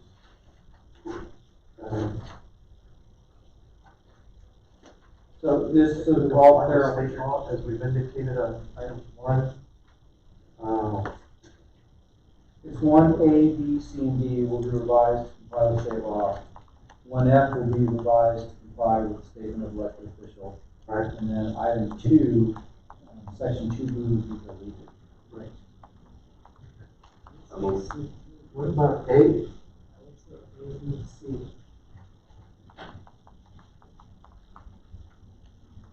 A is kind of the same problem, isn't it? It depends on, and Sonia close to the agenda. You cannot know the conflict until the agenda is posted. But if we post it 5 days before the meeting, like we do, you could comply with A. If you're going to know 72 hours before the meeting, you may have an issue you need to address. Yes, but it said not later. Yeah. So I'm saying, so A is not an impossibility. It's possible. It's just, you don't always post the agenda exactly 72 hours before, right? Sometimes you get 4 days, 5 days before. Usually 7. Yeah, 7. So yeah, theoretically, A can be complied with. The agenda's posted, board members see it, they say IBM's on there, that's my company, I have a potential conflict, I'm gonna raise it. I'll let the secretary and the board chair know, it should be a board precedent, actually. My suggestion is that it just be filed, because sometimes we'll post it, not necessarily the 7th day, sometimes we go over a little bit, right, Sonia? And especially when we modify the agenda. My suggestion is, I don't see any problem with the board member just at the board meeting say, hey, I have a conflict, here's, right? That would be 2CG and E, that's what you're doing there, but. Right. Yeah, this is up to you guys. There's not an impossible compliance issue with 2A, because the person can submit. And usually when it comes up, we'll get a call, somebody will say, hey, I work for this company, they're gonna do a contract, what do I need to do? We need to fill out the CIQ form, right, and make sure before the board meeting gets filed, make sure we don't participate. But I think, Steve, you have to define a contribution. If it's just monetary, because I've seen staff members wear shirts. No, that's not for this stuff. It's not, this wouldn't be campaign contributions, this would be actual. If he's gonna modify F to comply with state law. Yeah, that's just gonna be complied with state law. This is 2A, and we're talking about actual work conflicts. Yeah, F is not even gonna say campaign contribution, right? It's different. The other issue is what if you don't read your board packet till 30 You're supposed to hours? before the board meeting. No, I know, but if it's 42 hours and not 72, you know? Yeah, that's timing, that's up to you guys. The timing you guys want to insert in there. That's the issue I have with it. Sometimes we'll post it on, 3-4 days before, and some board members don't get a chance to look at it till the weekend. And then all of a sudden, you look at it and go, oops. You can say prior to the board meeting instead of 72 hours. Yeah, just say prior to the board meeting. Is that pretty much agreeable with everything? I mean, as long as it gets done, I don't know why the 72 hours is so. Because that's the deadline to post an agenda, and so I'm not being critical, but whoever drafted this was looking at it from a very formulaic standpoint. They're saying, we got to post agenda in 72 hours. Okay, you got to notify us of conflict in 72 hours. It's impossible. I'm not gonna know that. So I just, the numbers are just there. I don't think they will be. Right, so I would just think that, prior to the board meeting. Yeah. Is that okay with everybody? Okay. Yeah, at the same time, we don't want to get board members into an issue where they didn't look at the agenda item or the agenda until say Saturday, when they most of us work. And you look at it on either Friday evening or Saturday, and all of a sudden you're not in compliance. Then that would be the solution to it. Yeah. I would just say all those, whatever 72 or just say prior to the board meeting. Yeah, that same no later than 72 hours is also in section 3, so we'll do that as well. Yeah. So, do I hear a motion from the board? Huh? Which one? Oh, C. Which one? 2 what? 2C. Most board items. Board meeting, the board chair will announce. I think it should be the board members that announce. Yeah, I think it just should be the board member, because Well, yeah, so I see is okay, it's actually a good idea, because the person with the conflict has to say, I'm So not. it's the board chair. But Yeah, I don't, again, it's up to you who you want to I would announce. say the member that has it. Right. Yeah, I mean, we're our own elected officials. You don't want. Oh, yeah, not the board chair, it's whatever board member has that conflict will say. So instead of saying board chair, I'll say the board member. Right, okay. Alright.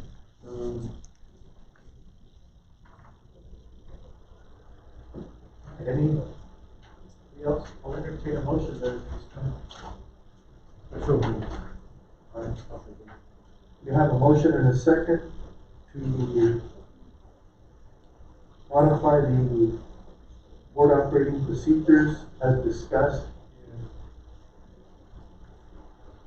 I guess, an open session, the council. That's fine. I've got the notes. You got the notes, council? All right, any further discussion? Steve, on 3, that's 72 hours again. Yes, I said 3D will delete the 72 hours. Yeah. We'll just say prior to the board meeting. Okay, any further comments? Hearing none, Sonia, please call the board. Yes, sir. Mr. Coronado? Yes? Mr. Hernandez? Yes. Mrs. Mendoza? Yes. Mr. Bayana? Yes. Mr. Rodriguez? Yes. Motion passes. Alright, And Rick, we've already had a discussion, but just to instruct staff to come up with the best option to develop or do a policy diet. Yes, trustee Rodriguez, I talked to CISD. She was very, Internal Fever has a plethora of policies, more than normal. is that in the policy manual? So, she's recommending a full policy audit. But we won't get on there, if you see my note, to 2022, spring of 2022. There's some experts in this area, so I think we'll do some research and see what's the best. And you know what, some of those. And they could evolve around our mission statement too. Especially. And some of those we might be able to discuss at that workshop with Marty. We don't have to wait on some of those that really are related to the issues of construction. So do I make a motion just to come up with the best way to do a policy diet? Well, I don't think Yeah, it's district policy. You look at the end of it. Huh? It's district policy. I guess we could do, do the audit. Yeah. Or whatever that option is. If it's an audit or if it's whatever to do a policy diet. Okay. That's my motion. I'll second. All right, you have a motion and a second. Again, on this agenda item related to the policy manual and the audit and administration. Seek out that about doing that, is that correct? All right, any further discussion from the board? Hearing none, Sonia? Yes, sir. Mr. Coronado? Yes? Mr. Hernandez? Yes. Mrs. Mendoza? Yes. Mr. Payan? Yes. And Mr. Rodriguez? Yes. Motion passes. All right, next agenda item.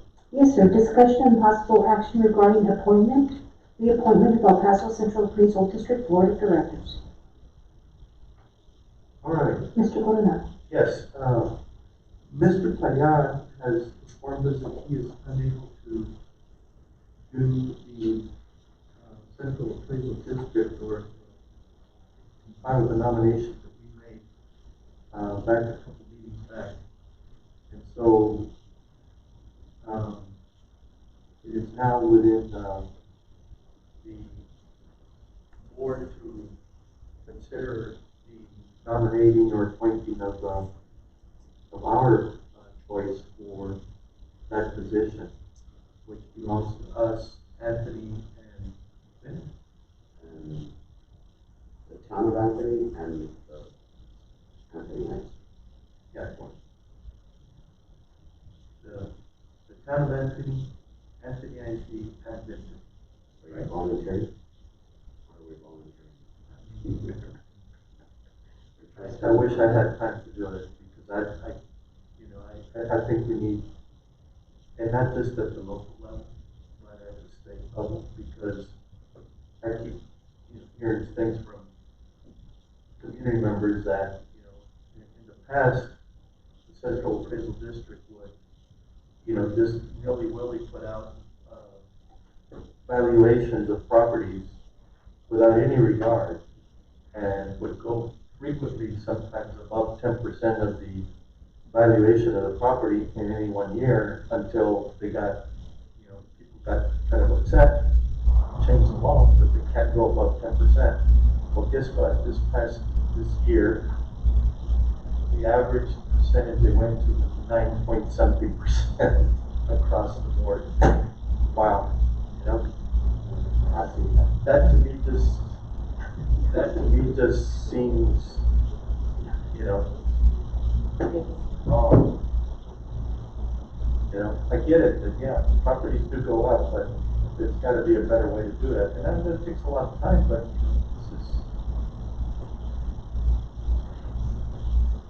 it's gotta be a better way. Mr. Chair. Yes, sir. I vote against my own person. I'll do. You do it? Yeah. Oh, wow. But, and believe me, it's And I thought about it, I thought I'm already on the bed, planning is over. Yes.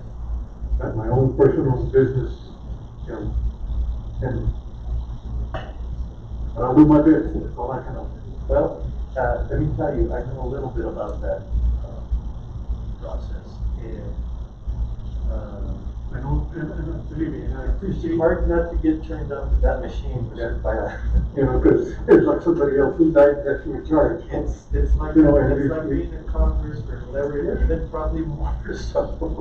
And I appreciate it. I know you're a very busy person. One goes all over the place with Tasby and God knows what else, and he's involved in it, and I appreciate you guys doing it. Believe me. And it takes time, and your personal life takes a toll, so, but you know, and not to say that, oh, you're gonna make me, I'm not, I'll do it. All right. And I apologize for, No apologies needed, because this is a very, you know, it is more I'll time. do my best. More time, and it is, but it is important to have a voice there. Okay. So, all right, well, I guess.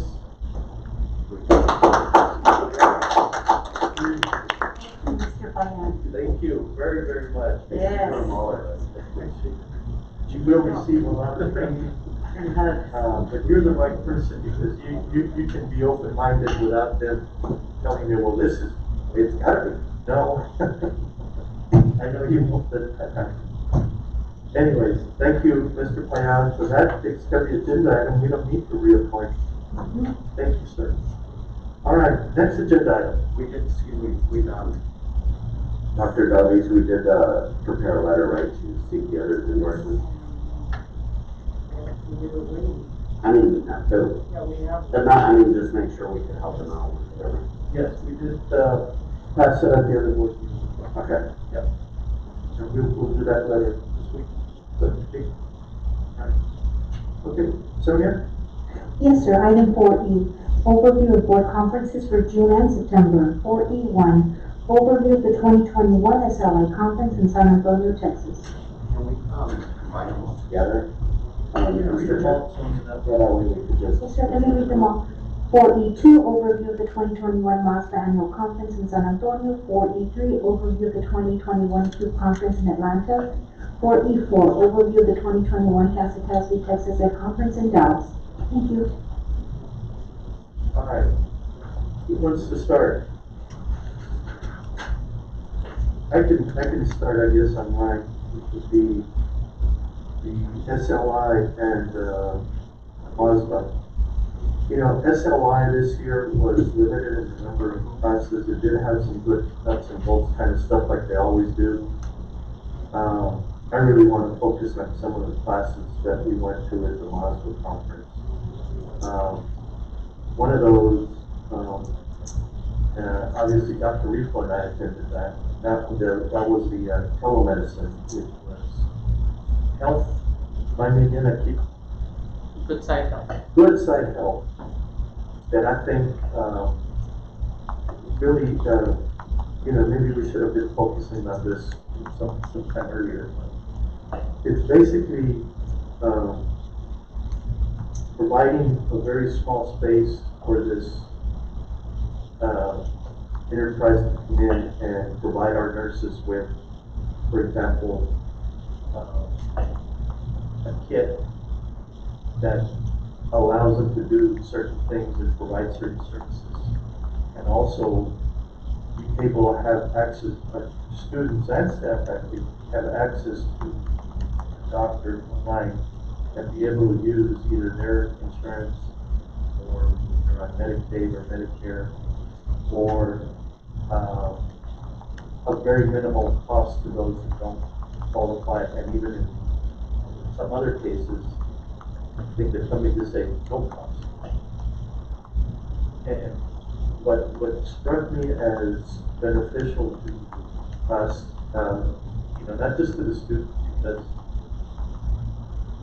it eliminates, when they do these tests, either strep, COVID, whatever, it eliminates the student having to leave school to, they're seen immediately by a professional. Notes are made, the tests are done, and it's, you know, positive, not positive, any instances, that student returned right back to class without having to say, okay, you've got symptoms, leave. Now he's lost instruction, now he's lost, and there was no need for it. For those that we are certain that had them, even more so, separated quickly out. And they gave us information about how much, not just, time on task, Marty, correct me if I'm wrong, is one of the big issues for students that they be able to, right? Time on task and remaining engaged during that time on task. Right. And so, it saves a student having to leave instruction and keeps us getting paid to boot. And it's not costing us anything. I don't know what better, situation to have other than providing space for, and it's not, what did they require, Dr. Engel? The requirements was a tablet that they would provide, Right. and space for a basic medicine kit that they would provide. So Tylenol, Imodium, things that traditionally a school nurse can't give without a doctor's note, Right. would be stocked and they would be able to provide. Yeah,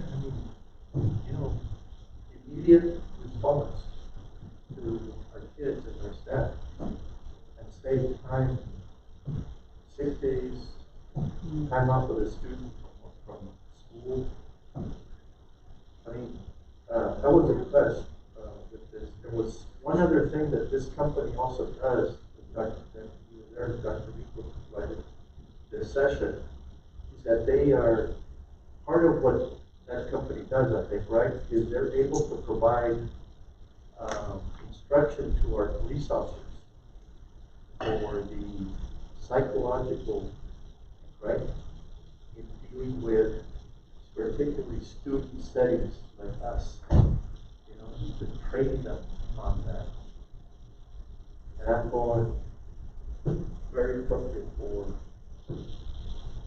that our officers have that kind of training, because it's not, training be that for, obviously they get their training at the academy or whatever, and they go through the training requirement, but something that's specific to the issues of students and the psychological issues that go along with that. Is that correct, Dr. Rico? Am I summarizing that correctly? Yeah, that's correct. And they also provided licensed psychologists to provide services for kids. Yes. Ongoing. Exactly. And during this time, more of that's come up.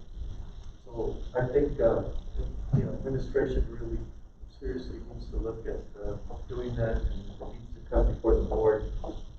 I think it's something we ought to consider doing. Anyways, that was one of the sessions at MASBA. I just,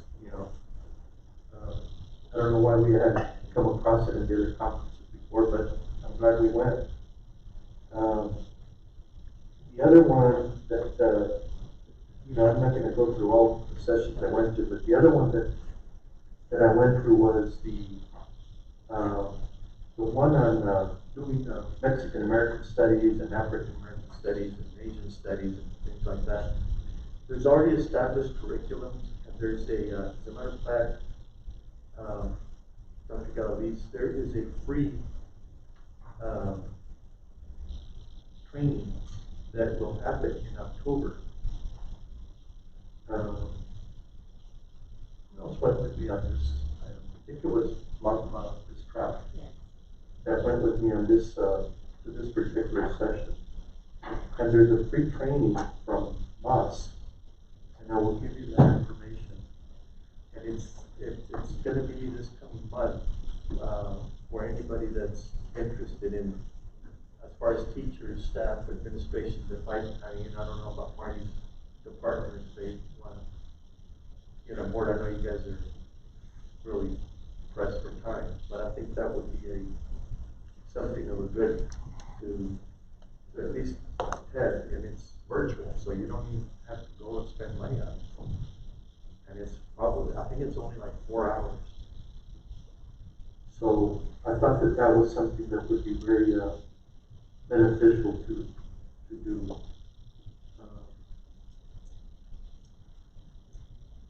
All right, and I'm not taking a whole lot of time. There was a couple other things that I don't want to, some of the speakers we had are just totally excellent. We had a great, you know, I guess education about really the origin of the mariachi music and the type of music and the instruments and all that. To one of our lunches that I wish y'all had been able to attend. It was just very, very, very informative. I did not attend Q, so. Yeah, no, I didn't. No, I didn't. I wanted to. I had signed up, but things came up and I just was unable to attend. But I'm just thinking that we might want to consider some of these really just extraordinary speakers to come to our district that we've had to kind of inspire, you know, our staff, our employees, everybody, you know, just what's possible, what, you know, overcoming things are, and just, you know, feel dynamic about your work. So, and I will give those recommendations to you, Dr. Galaviz.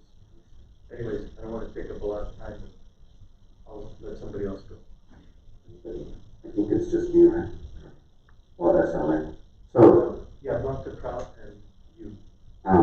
Real quick, I'll just give a quick overview. The good thing is, so I did attend SLI Fort Worth and San Antonio, and in regards to those two, CISD has been working on providing equity lenses throughout, and so I was attending several of those in regards to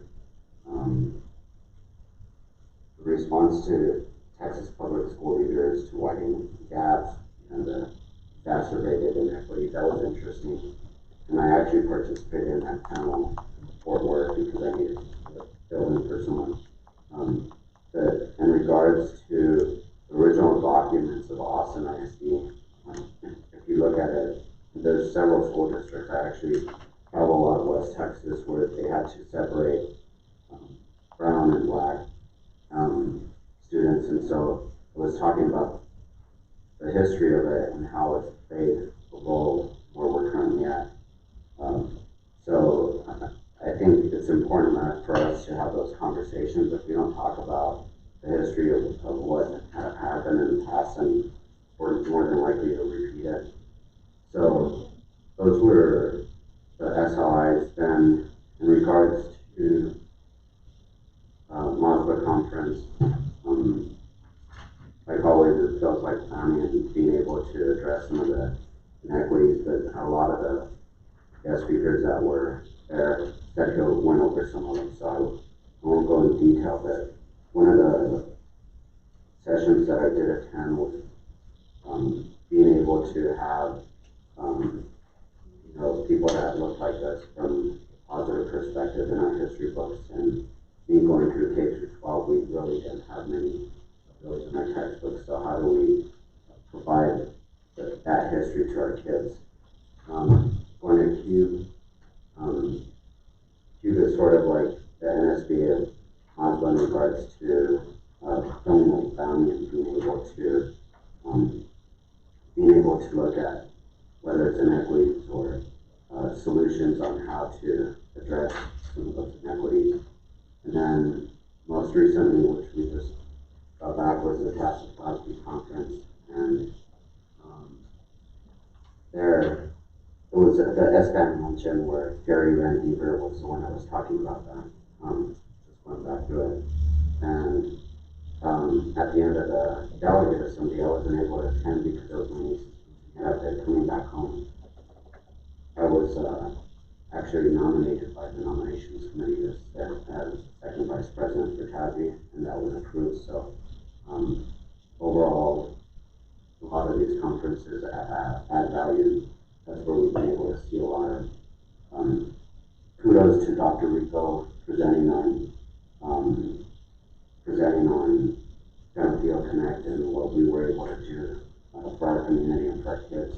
And so the more we're able to showcase the great work that our district is doing, the better, like I'm sure more people are start looking at our curriculum department, what is it that we're doing in regards to the quality of instruction that we're providing and seeing the results that we're seeing with our student demographics. So as we continue to move our district forward, I'm hoping we can showcase more of our district as well as more attendance from staff. That would be awesome. I'll leave it at that. Patsy? I only attended the SLI in San Antonio, and my goal was to fulfill the training requirements required of each new board member fulfill in a certain amount of time. And that was my goal, so I sat with a lot of brand new board members. We all had deer in headlights looks, and it was a great.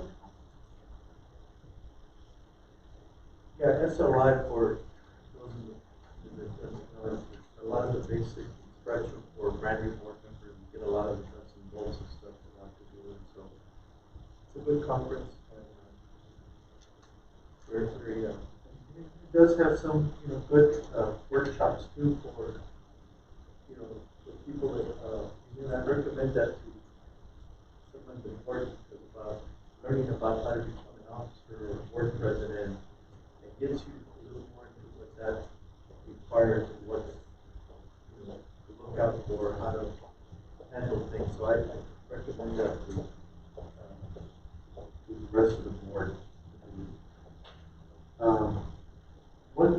One other thing that we did do is MASBA, every MASBA conference, they have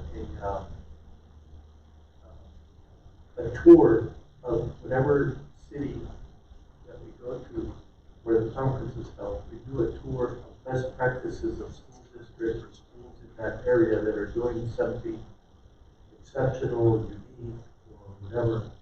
And this past conference was absolutely, really incredible.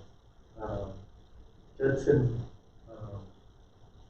ISD, we went to their campus, and in terms of the availability, because of what we want to focus on career tech. And so, and toward their facility, it's just really incredible. We get a lot of ideas so that once we start with this, if the bond passes, all these areas that we make, administration, we want to go back and visit. One of the other excellent places we visited, though, was really what opened up my eyes was Northeast ISD in their career tech program. I mean, it is really incredible what they are able to do with even minimal, funding. Of course, they had these buildings available that looked like a shopping, not a shopping center, but like an office or business complex center. And I guess, I don't know. It was an old Walmart. Buildings. It was an old Walmart. It was an old Walmart, one of them, right? But because they have several other buildings. The CSI type. Right. And so, and they put their different academies in all these different buildings, the construction trade, the medical one in another building, and they're all close together. And so it was really, and then what really just blew me away is their cybersecurity and innovation program, where they have this program where their kids can get out of there with this certification actually in cybersecurity. And they work on, IT. Did you attend it with them, Stephanie? I did not attend that one, but we did meet with the superintendent. You met with the superintendent? And I think we need to go back to this particular place to see about in the future how we can do that, and maybe even have some space for us where kids get out of there, 18 years old when they graduate, making $70,000, $80,000 a year in this kind of line of work. It's incredible. Yeah, the website, it's the Institute of Cybersecurity and Innovation at Northeast ISD. Yeah, anybody wants to look at it,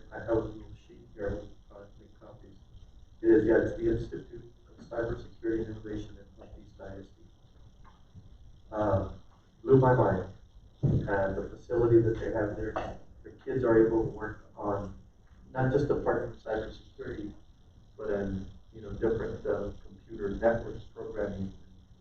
This is really incredible, the facility they have. Anyways, I think seriously, if the bond passes, even maybe some of our, clearly some of our staff and the board members, and maybe even some of the people in on our committee that might become on, end up serving on the bond committee later, to get to tour this place. It is just really, something we really need to take a look at. So, anyways, I'll be quiet now. Anybody else? Okay, Sonia, next agenda item. Yes, sir. Item 6, executive session, and the time is 7:41. To consult with attorneys under 551.071, 551.072, 551.074 of the Texas Government Code. 6A, discussion regarding employment in terms of employment for internal auditor. What was the time frame? 7:41, sir. Thank you. All right, the board will be in recess into closed session. All right, let's go.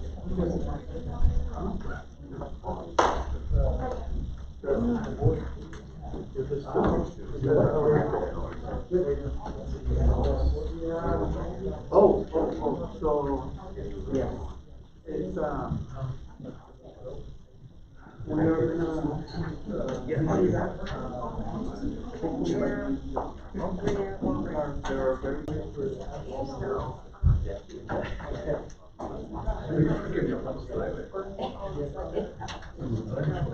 Ready?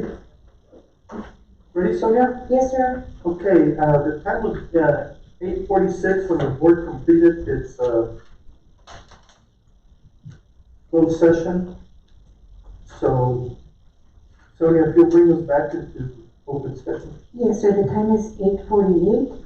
7, new business. 7A, discussion and possible action regarding employment in terms of employment for internal auditor. All right, the board has concluded its discussion related to this agenda item. And so, I'll make entertain a motion at this time. I'll make a motion to approve what was discussed in closed session. To continue the employment of the internal auditor discussed in closed session? Yes. Right. All right, we have a motion and a second on agenda item 7A. Any further discussion from the board? Hearing none, Sonia? Yes, sir. Mr. Coronado? Yes. Mr. Hernandez? Yes. Mrs. Mendoza? Yes. Mr. Payan? Yes. And Mr. Rodriguez? Yes. Motion passes. All right, and so that takes us to the next agenda item. Adjournment, and the time is 8:49. Thank you, board. Good meeting. Good business we took care of, and student outcomes were a big part of the focus of this. And